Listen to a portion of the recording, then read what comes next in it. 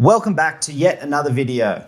I'm Richard Johnston, and today we're going to be going over 5 of the most common mistakes that we often see photographers make when it comes to their photography websites. The question is, are you making one of them or potentially more?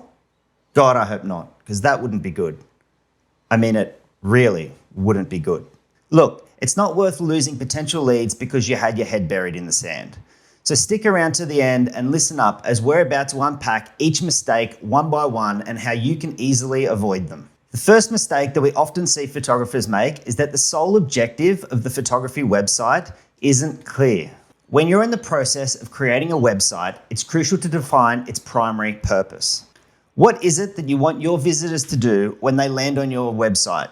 Do you want them to fill out your contact form? Do you want them to give you a call, book a consultation, or perhaps make a purchase? The main goal of your website needs to be unmistakable and consistently emphasized through the use of calls to action.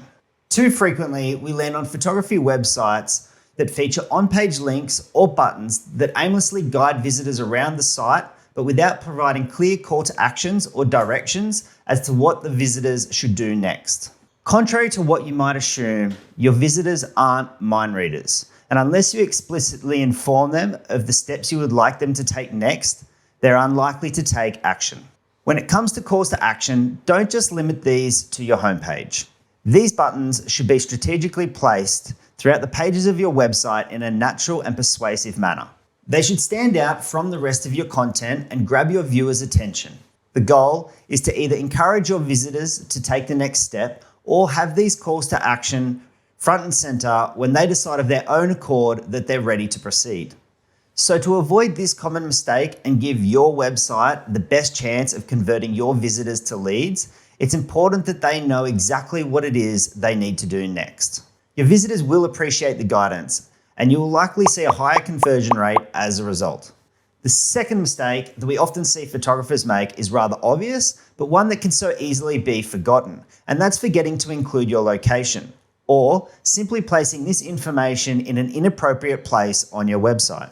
As photographers, most of us operate a service-based business, so the information about our location or the areas that we service are extremely important. And for this reason, it shouldn't be buried in a paragraph of text, found on your About page, or located in the footer somewhere. Any visitor who lands on your website should be able to find this information in seconds. For this reason, your location should either be located above or just below the fold on your home page and in text that's easy to see and read. Without this information being easily accessible, it's likely your website visitors may just head elsewhere. The third common mistake that we often come across involves website copy. Many photographers inadvertently fall into the trap of using an I-centric approach, where the narrative consistently revolves around themselves. For instance, they might write statements like, "I have been photographing weddings for over 10 years," or "I like to photograph in a natural and candid manner," or "I believe that a wedding day is made up of more than just the first kiss and the first dance." Now let me let you in on a little secret. Your website visitors, they don't want to read extensively about you. If you want to create a strong connection between your audience and your business, your copy needs to use a you-centric tone. In other words, your visitors should take center stage as the heroes of the story. This approach involves talking about how your expertise and experience can genuinely benefit them.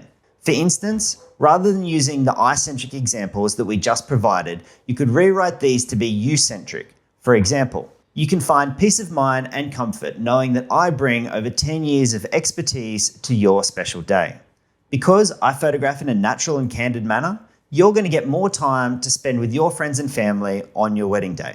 Or, the story of your wedding day is so much more than your first dance or your first kiss, and so on.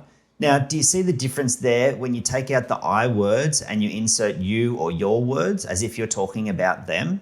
Ultimately, the heart of the matter is shifting the spotlight from yourself to how your services and expertise can enhance their experience.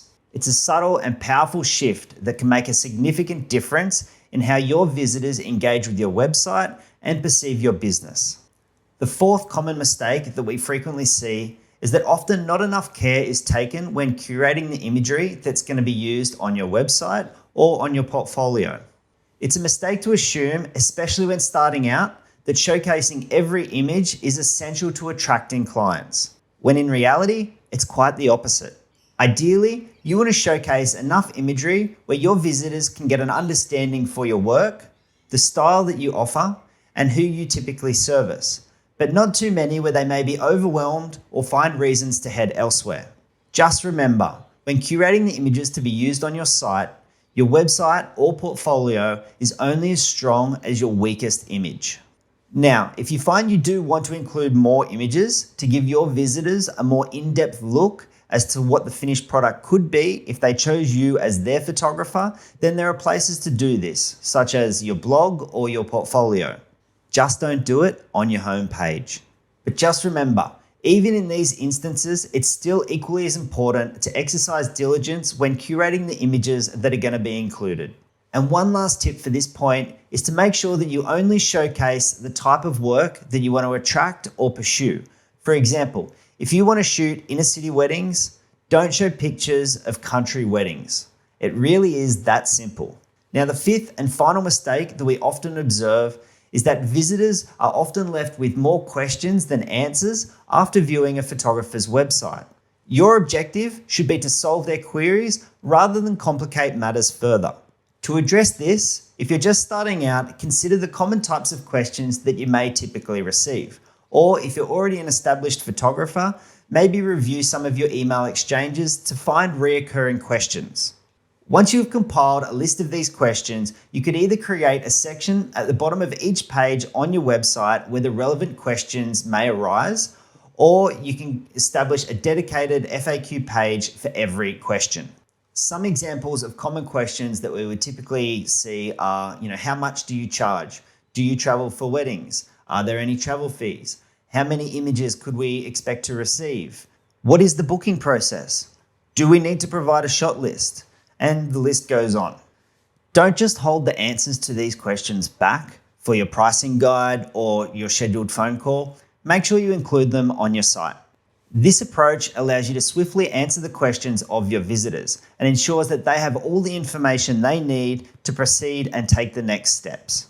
So there you have it, guys. That's 5 common mistakes that we often see photographers make with their photography websites.